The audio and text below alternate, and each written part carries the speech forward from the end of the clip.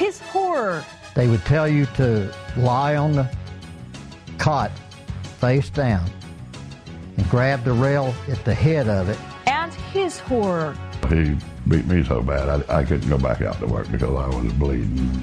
Tonight, these men are somehow able to share what they went through inside this little White House. Chilling stories from men who say they were tortured as children. The Florida Industrial School for Boys triggers haunting memories they just can't shake. And Donald Forbes has their heart-wrenching story, a word of warning. It is a rough and tragic one, but it needs to be told.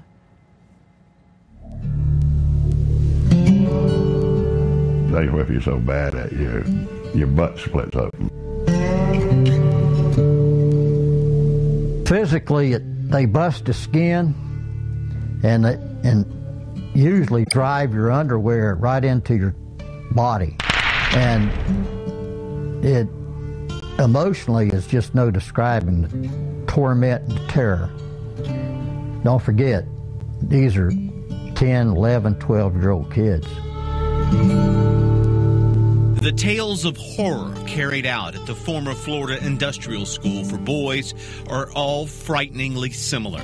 Tales of brutal beatings, of abuse, even death, as evident by the dozens of crosses sprouting above a field of unmarked graves, all told by scarred young boys who have now turned into hardened old men. Mr. Tidwell, he beat me so bad I couldn't go back out to work because I was bleeding. They took me to the infirmary, and they put like Vaseline all over my butt to keep the blood from gushing out. 62-year-old George Fudge lives in Daytona Beach.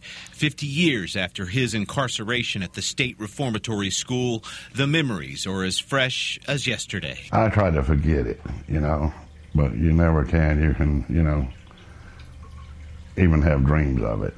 But I don't know. It kind of messes you up. In 1958, Fudge was just 12 years old, sent to the reformatory for petty theft. He, like others, tell of the dirty concrete building they used to call the ice cream factory, but now is called the White House, a place where the so-called discipline was carried out.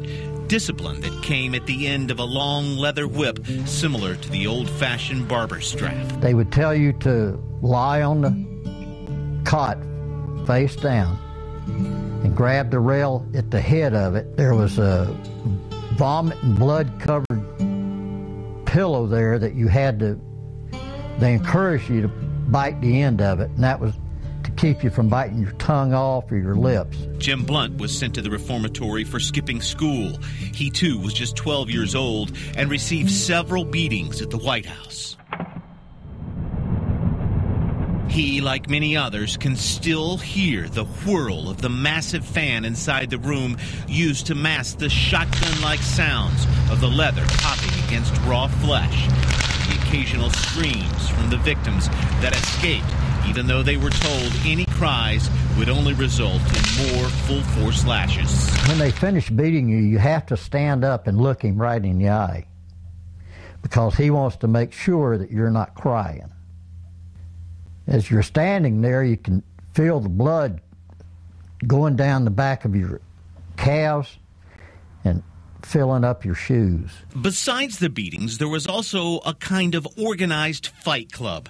During Blunt's time in the late 40s and early 50s, it was a bare-knuckle grudge fight where boys were forced to fight against each other whether they wanted to or not. And the inmates would make a big circle around you so that neither one of you can run away. And then you bare-knuckle it out till one of you either cannot get up or gives up. And it's a bloody mess. He even recalls cruel experiments, like when he was pulled from his bed in the middle of the night and had his tonsils removed, even though there was nothing wrong with them. And they said, well, we need the experience. And we have a new inmate assistant here that wants to see how it's done, so we're just going to do it on you. So they took me in some dingy, dusty room and threw me up on the table and went at it. Hundreds of teenage boys were sent to the segregated camp annually. Their crimes ranged from theft to truancy. And for many, their time in Mariana changed their lives and their outlooks forever. Hey, they say they straighten you out. Did they straighten you out? No. After that, I got out, and then I went to prison. And got married at 15 to an older woman. She was like 25 years older than me. For the last 60 years, I've had night terrors, I've had panic attacks, I've had psychological counseling about it, and it was so horrific that the psychologist thought I was kidding. I know I had a brother to go there 2 times. He's dead now, but he went right on to crime and murder after that. And then he committed suicide. You think it's a direct result of him being in Mariana? Oh yeah, because he went there as a young child too. I was very violent.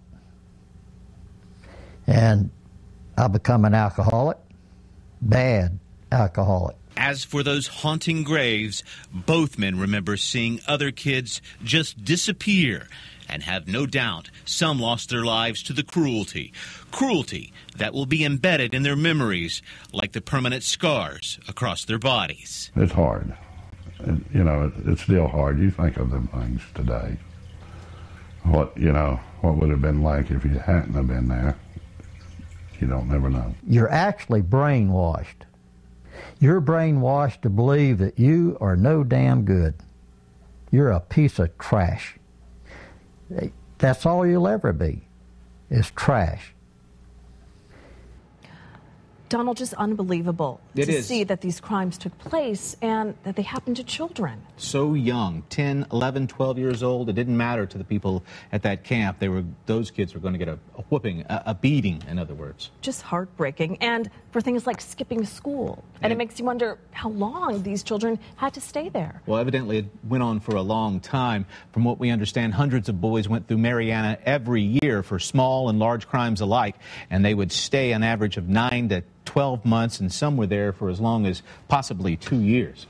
So how about the justice for these men? Is there any? Well, they are seeking justice. The whole sordid ordeal came to light after one of the men, Roger Kiser, who was a child there, published a book called The White House Boys, An American Tragedy. Soon after that, Governor Charlie Crist ordered an investigation into the graves and the abuse at the school, but that could take probably a couple of years. Until then, the boys have also filed, or men now have filed, a lawsuit against the state of Florida. So they're looking for justice in the court system as well. And those nightmares and the panic attacks that those victims endure will likely continue long after this investigation is over. They've been going on for 50 years now, so it probably will never end for these kids. Living with it for a lifetime. All right, just unbelievable.